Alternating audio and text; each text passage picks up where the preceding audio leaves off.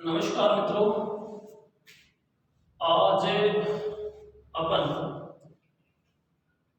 हिंदी रीट के लिए पढ़ेंगे।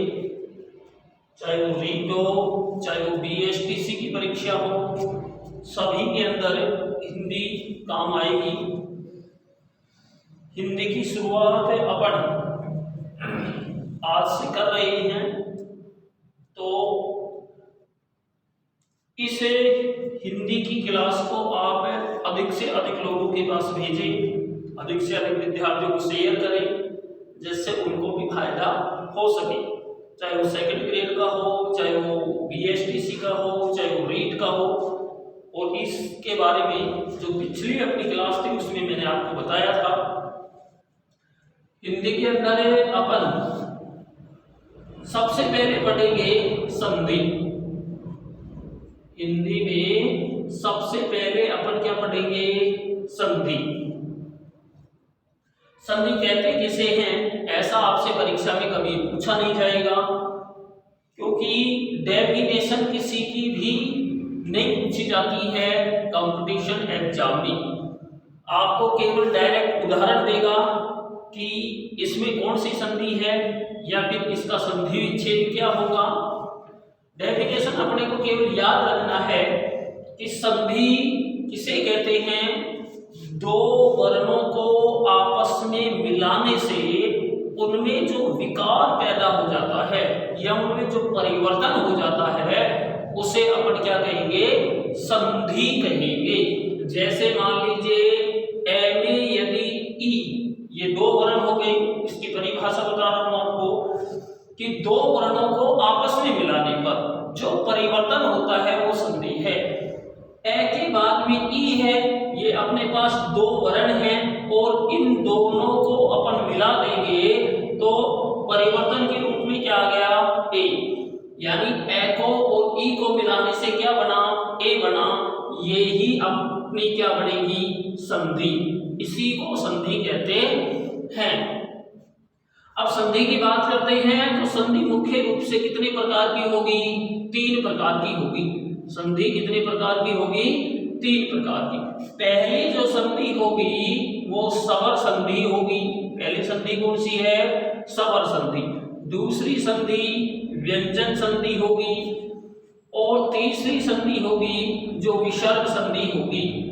संधि के मुख्यतः 3 भेद होते हैं। पहला नंबर ए स्वर संधि, दूसरा व्यंजन संधि और तीसरा विसर्ग संधि।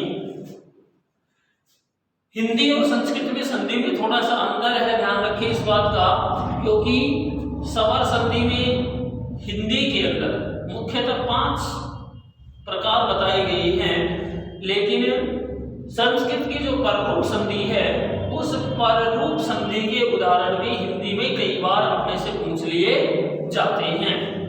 व्यंजन संधि में संस्कृत में प्रत्येक नियम का जो संधि का नियम होगा व्यंजन संधि का, उसमें संधि का नाम होता है, लेकिन हिंदी में व्यंजन संधि में किसी प्रकार का कोई नाम नहीं होता है, केवल व्यंजन ही बताना है।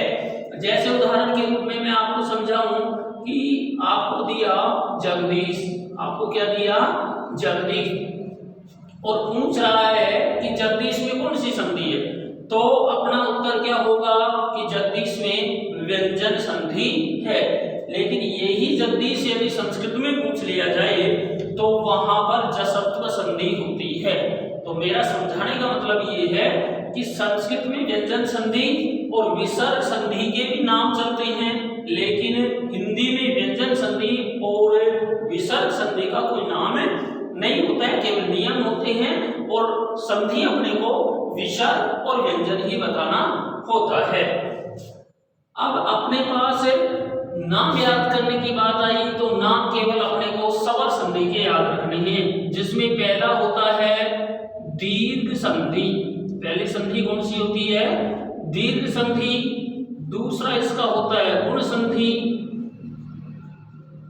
उसके बाद में होता है यण संधि। यण संधि के बाद में अपने पास आ जाता है वृद्धि संधि। और वृद्धि संधि के बाद में अपने पास आती है अयादी संधि। अयादी संधि, ये स्वर संधि के प्रकार हैं। ये स्वर संधि के कितने प्रकार हो गए? 5। स्वर संधि के कितने प्रकार हुए? 5 प्रकार। और एक जो अपन पररूप संधि पढ़ेंगे वो इनको समाप्त करने के बाद में पढ़ेंगे। पररूप संधि में बहुत अच्छे उदाहरण पढ़ते हैं, जैसे मनीषा है तो मनीषा में पररूप संधि ही होगी, मनस धन ईसा बराबर मनीषा। तो वो अपन पररूप जब पढ़ेंगे उस समय बताएंगे। तो संधि किसे कहे? दो वर्णों को आपस में मिलाने से जो परिवर्तन होता है वो संधि कहलाती है। संधि के मुख्यतः 3 प्रकार होते हैं, स्वर संधि, व्यंजन संधि और विसर्ग संधि। स्वर संधि है जिसके 5 प्रकार बताए गए, दीर्घ संधि, गुण संधि, यण संधि, वृद्धि संधि और अयादी संधि। एक पररूप मैंने आपको बता दिया, अयादी बाद में अपन पररूप संधि भी पढ़ेंगे। व्यंजन संधि में सारे नियम हैं, विसर्ग संधि में सारे नियम होते हैं, संधियों का कोई नाम नहीं है, बस वास्तविक नाम ही बताना है कि इसमें व्यंजन है और इसमें विसर्ग संधि है। इसके बाद में अब अपन पहली जो संधि पढ़ेंगे उस संधि का नाम है दीर्घ संधि। कौन सी संधि है? दीर्घ संधि। ये संस्कृत से भी काफी मेल करती हैं आपस में, क्योंकि संधि संस्कृत और हिंदी में सारी सेम है। तो अपनी पहली जो संधि है स्वर संधि की, उस संधि का नाम क्या है? दीर्घ संधि। अब दीर्घ जो अपना शब्द है इसका मतलब होता है बड़ा। इसका मतलब क्या होता है? बड़ा। यानी 2 अक्षरों को मिलाकर के और अपने को बड़ा अक्षर बनाना है, उसे अपन क्या कहेंगे? दीर्घ संधि। यानी दीर्घ जो नाम रखा गया उसका अर्थ होता है बड़ा। यानी जो आपके पास आकृति पहले से दे रखी है उस आकृति को और बड़ा बनाना। इसके कुल मिलाकर के दीर्घ संधि के 4 नियम हैं। कितने नियम हैं? 4 नियम। इसका जो पहला नियम है वो नियम है, देखो, ए के बाद में ए भी आ सकता है, ए के बाद में आ भी आ सकता है, और आ के बाद में ए भी आ सकता है, और आ के बाद आ भी हो सकता है। इस नियम को अपन कहते हैं ए का नियम। किसका नियम है? ए का नियम। ये हो गया अपना ए का नियम। प्लस से पहले भी ए मिले, प्लस के बाद में भी ए मिले। प्लस से पहले ए हो सकता है, बाद में आ हो सकता है, पहले आ हो सकता है तो फिर बाद में ए हो सकता है, और आ के बाद में आ भी हो सकता है। तो इस स्थिति में अपन सबको मिला करके दोनों को क्या बना देंगे? आ बना देंगे। क्या बना देंगे? आ। यानी ए प्लस ए बराबर भी आ होगा, ए प्लस आ बराबर भी आ होगा, आ प्लस ए बराबर भी आ होगा, और आ प्लस आ बराबर भी क्या बनेगा? आ बनेगा। अब मैं इसका उदाहरण आपको समझाऊं। देखो, ये वाला जो स्वर है ये आपको स्पष्ट लिखा हुआ दिखाई देगा उदाहरण में, और पहले पद का अंतिम स्वर, ये पहले पद का अंतिम स्वर है, ये पहले पद का अंतिम स्वर है, यानी कि ये फर्स्ट पद है और ये सेकंड पद है।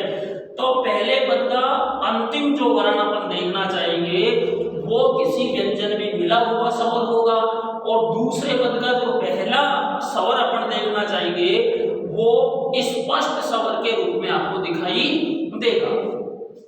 जैसे उदाहरण के रूप में देखो, मैंने यहां लिख दिया,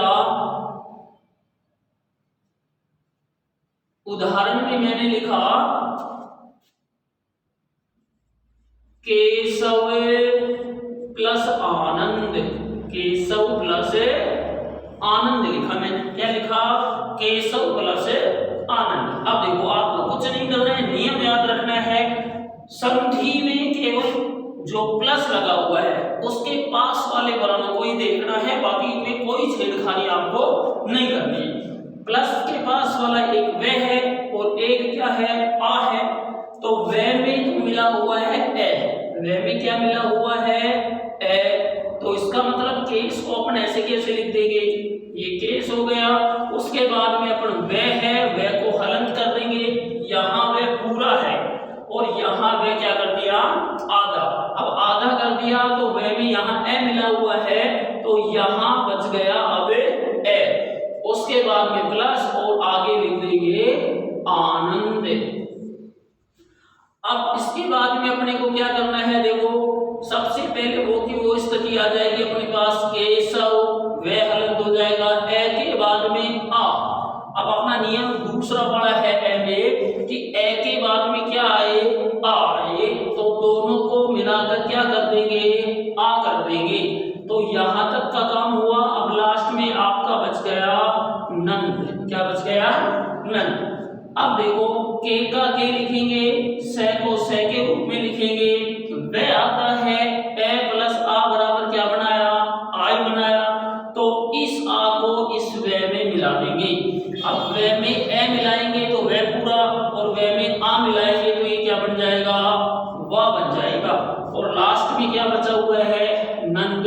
तो इसके साथ जोड़ देंगे अपन नंद। तो अपना रूप क्या बन गया, केशवा नंद। केशव प्लस आनंद से आपका रूप क्या बनता है, केशवा नंद बनता है। तो ये ए का नियम इस प्रकार से है। इसके बाद में दूसरा उदाहरण समझो। देखो अपने पास दूसरा उदाहरण है देते प्लस अरि, देते प्लस अरि, ये दूसरा उदाहरण है। अब पिछला नियम ये था कि ए के बाद में आ आया, केशव प्लस आनंद, यानी केशव के वे में तो ए था और आनंद में पहला अक्षर क्या था, आ। तो उस समय ये नियम लगा था। अब ए का कौन सा नियम लगेगा, देखो देखा सबसे पहले दे लिख दो, आधा दे लिख दो। ये यहाँ पूरा है तो इसको अपन क्या कर देंगे, आधा कर देंगे। आधा ये करेंगे तो इस ये में क्या बचा, ए, आगे प्लस लगा देंगे और अरि का अरि, अरि का अरि हो गया। अब अपने पास स्थिति आ गई। देखो ए के बाद में क्या मिल रहा है, ए। तो ए के बाद में ए मिलता है तो भी अपने को क्या बनाना है, आ। तो अब इधर अपन देखते को देखते ही ऐसे कैसे लिख देंगे और इधर लिख देंगे किसको, री को। अब यहाँ ये आता है तो इसमें अपन क्या मिला देंगे, आ। तो आ मिलाते ही क्या बन जाएगा आपका, या बन जाएगा, दैत्या हो गया। और री आपके पास में बचा हुआ है तो क्या हो गया, दैत्यारी आपका एक शब्द बना। क्या शब्द बना, दैत्यारी। सभी नियम इसी प्रकार से चलेंगे। आपको ए प्लस ए का नियम ये बता दिया, ए प्लस आ वाला नियम था जो केशवानंद में बता दिया। अब सभी प्रकार से ये जो ए प्लस ए के नियम है वो सारे इसी प्रकार से चल रहे हैं, चाहे वो कोई भी अपना क्या हो, उदाहरण हो। जिस प्रकार से मान लीजिए आपके पास आए कि देव प्लस आले, देव प्लस आले, तो अपन तुरंत पहचान जाएंगे कि दे के वे में ए है और आगे क्या है, आ। तो ए प्लस आ बराबर क्या बनेगा, आ बनेगा। इधर अपना देव क्या हो गया, हलंत हो गया, और इधर लय बचा, क्या बचा, लय। अब इस आ को इसमें ले जाओगे तो क्या बनेगा, देवा, और लय आपके पास बच ही रहा है तो आपका रूप क्या बन गया, देवालय। क्या रूप बना, देवालय। इस प्रकार से दीर्घ संधि का जो आपका पहला नियम था वो पूरा हो गया है। ज्यादा उदाहरण लिखने की कोई जरूरत नहीं है, कॉपी के पन्ने भरने की कहीं आवश्यकता नहीं है। यदि आपके नियम समझ में आ गया कि मेरे को नियम को उदाहरण में किस प्रकार से बिठाना है तो फिर कोई दिक्कत नहीं है। और यदि नियम समझ में नहीं आया तो चाहे आप पूरी एक नोटबुक उदाहरणों से भर देना।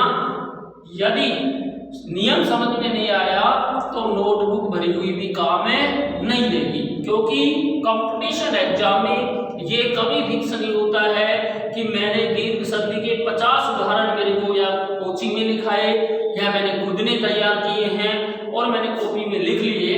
और उन्हीं 50 में से मेरे को मिल जाएगा, ये कतई किसी प्रकार की गारंटी नहीं है, क्योंकि संधि समास प्रत्यय में कुछ भी शब्द बना करके आपसे पूछा जा सकता है।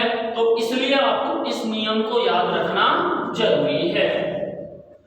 इसी ए के नियम की तरह ही अब ई का नियम चलेगा। जैसे ए का नियम हुआ उसी प्रकार से नियम किसका हो जाएगा, ई का, कि ई प्लस ई, फिर छोटी ई, फिर बड़ी ई हो जाएगी। बड़ी ई को छोटी ई में मिला सकते हैं और बड़ी ई को बड़ी ई से भी अपन मिला सकते हैं। अब छोटी ई को छोटी ई को मिलाएंगे तो भी बड़ी ई होनी है, छोटी ई में बड़ी ई मिलाएंगे तो भी बड़ी ई बनेगी, बड़ी ई में छोटी मिलाएंगे तो भी बड़ी ई बनेगी, और बड़ी ई से बड़ी ई को मिलाएंगे तो भी अपना क्या बनेगा, बड़ी ई ही अपने को बनाना है। अब इस ई का उदाहरण समझो। जैसे आपके पास लिखा हुआ है श्री प्लस ईस, क्या लिखा हुआ है, श्री प्लस ईस। अब पहला एक ही शब्द आ गया। ऐसे शब्दों में कई बार अपन गलती कर जाते हैं। अब यहां पर कह रहे हैं कि पहला ही शब्द एक वर्ण का आ गया, तो इस वर्ण को अपन श्रेय को ऐसा लिख देंगे आधा, इसमें से बड़ी ई निकाल लेंगे। इसमें से क्या निकाले, बड़ी ई। उसके बाद में प्लस है तो प्लस लगाएंगे और आगे लिखा हुआ है क्या, ईस। आगे क्या लिखा हुआ है, ईस। अब श्रेय अपना पहले से आधा है तो अपन वापस आधा ही करेंगे इसको। अब बड़ी ई के बाद में क्या मिल रही है, बड़ी ई मिल रही है, तो बड़ी, ये लास्ट वाला जो नियम है ई का, कि बड़ी ई आने के बाद यदि बड़ी ई आ जाती है तो दोनों को मिला करके भी अपन क्या बनाएंगे, बड़ी ई बना देंगे। और लास्ट में क्या बचा, से, लास्ट में से बचा। कई बार विद्यार्थी यहाँ पर बहुत बड़ी गड़बड़ कर देता है कि इस ई को तो लिख देता है लेकिन इसको भी वापस यहाँ पर लिख देता है। ऐसा कौन करता है, जिसका नियम क्लियर नहीं होता है। अब अपने पास तीन ही वर्ण आ गए। अब श्रेय आपका क्या है, आधा है, तो इसमें बड़ी ई मिलाएंगे तो बड़ी मात्रा इस प्रकार से लग जाएगा, श्री हो गया। और लास्ट में क्या बचा है, से, तो आपका रूप क्या बन गया, श्रीस बन गया। श्री प्लस ईस से रूप क्या बनेगा, श्रीस बनेगा। श्री प्लस ईस बराबर क्या बनता है, श्रीस। ऐसा अपना क्या बन गया, एक रूप बन गया। तो ई की संधि के रूप इस प्रकार से चलेंगे। अब आगे के जो दो नियम रह गए वो कल आपको बताए जाएंगे। आज के बाद हिंदी की क्लास आपको शाम को 6 बजे रोजाना लगातार मिलेगी। हिंदी के साथ संस्कृत भी मिलेगी और संस्कृत के साथ जीके की क्लास भी रोजाना 6 से 7 बजे के बीच अपने आर के एजुकेशन यूट्यूब चैनल पर मिलेगी। Thank you.